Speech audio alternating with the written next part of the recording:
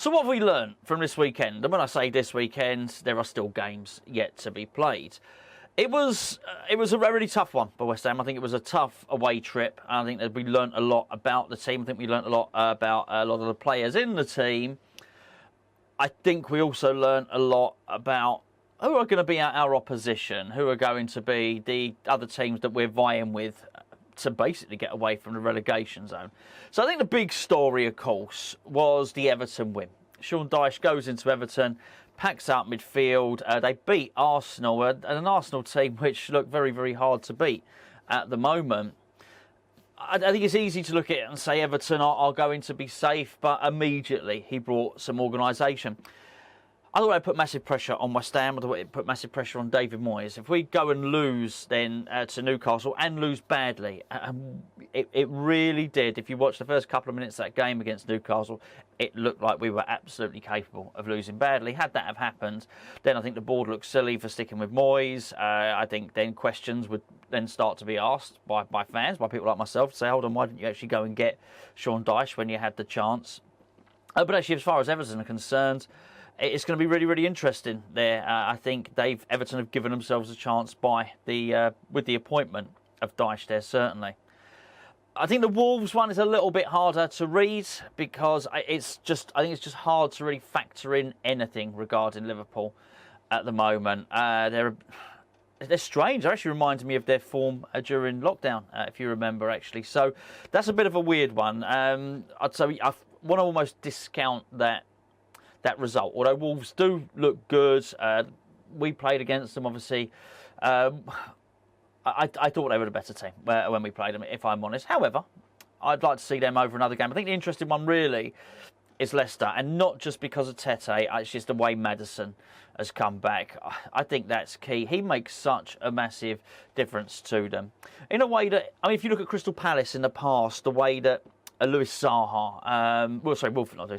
Zaha made a massive difference to Crystal Palace. He would keep them up. Matt Letizia used to do it with Southampton, of course, and Grealish and Aston Villa would be another case in point. That one player who can make the absolute difference, and I do think that James Maddison is probably that player. So there are other teams in and around us who look like they may well be able to get themselves out of trouble. Crystal Palace's run of games coming up doesn't look too clever for them. And obviously Bournemouth and Southampton, I mean, you would have already looked at the league table. I don't know. In all honesty, I've not seen any highlights from the Bournemouth and Brighton game. But Brighton to beat them 1-0, I guess, in terms of the result, in terms of the 3 points, that's a good thing for Brighton, not so good for Bournemouth. The performance, I don't know. Only losing to 1 goal against Brighton, may well be perceived to be a good performance. So we might not have the best barometer of their form. However, you would certainly hope if West Ham are going to be safe, then Bournemouth and Southampton would be two of the teams that would go down. So we're looking for one more. Really, who that's going to be, I don't know. But so then the focus just goes on to West Ham. So what were we seeing from West Ham against Newcastle? Well, I thought the Ogbonna one was interesting. Look, he was outpaced for the goal. Him and Kehrer were culpable for that one. That being said, I don't think that he will go the rest of the season and play against too many teams with as much fizz about them as that Newcastle attack. And I think if we can come away from that with... I'm talking about Ogbonna here, and I'm talking about how the defence can sometimes look a bit statuesque. If we can come away with that, having done reasonably well, I don't think there are that many quicker teams than them. So it may well be that Ogbonna is going to do really well for us for the remainder of the season. As I mentioned before, we'll find it interesting to see what happens once Zuma is back, but it's going to be interesting. I do think with Zuma coming back, we can only get better. The defence can only improve. We are reliant on some players, and already instantly, look, I did my Aguerd video yesterday, so I'm not going to repeat myself on that, but clearly he's going to be a massively pivotal player for us. I do think he is as good as Declan Rice, which makes him an incredibly important player.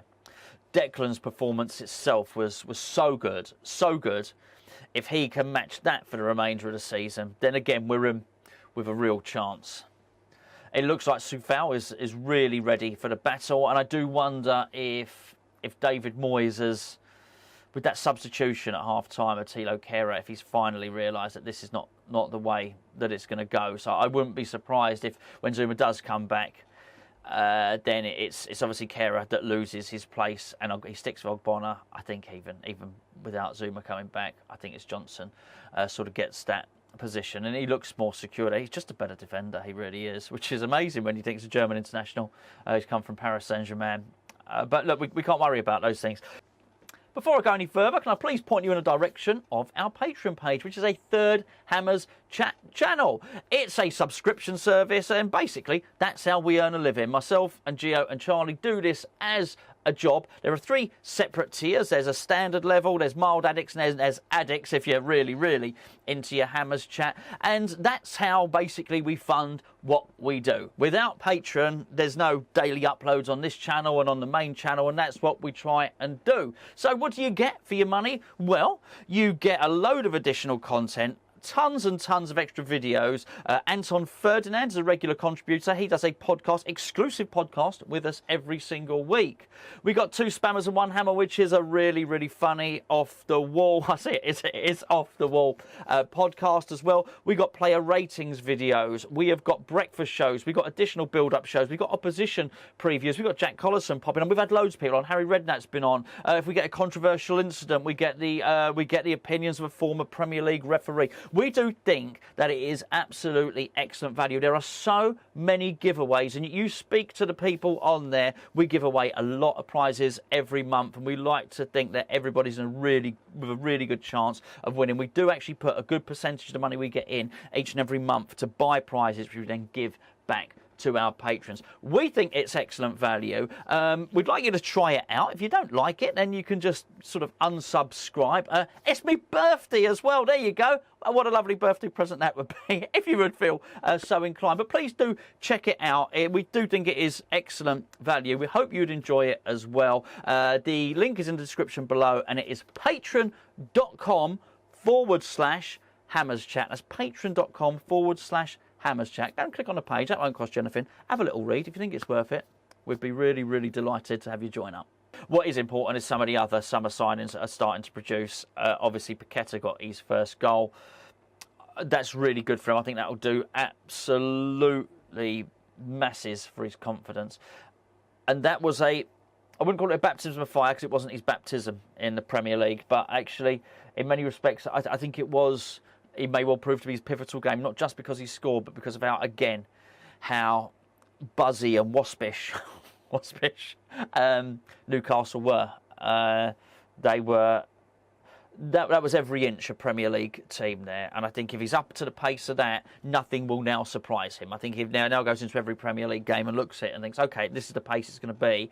This means this is the pace I've got to operate on it. I know at the time the way he was dispossessed for Newcastle's goal, was probably a bad thing. I think in terms of him learning, I think that's probably quite an important one. It's probably going to make him dwell on the ball a little bit less. But I thought he played really, really well there, which is obviously excellent for us to see.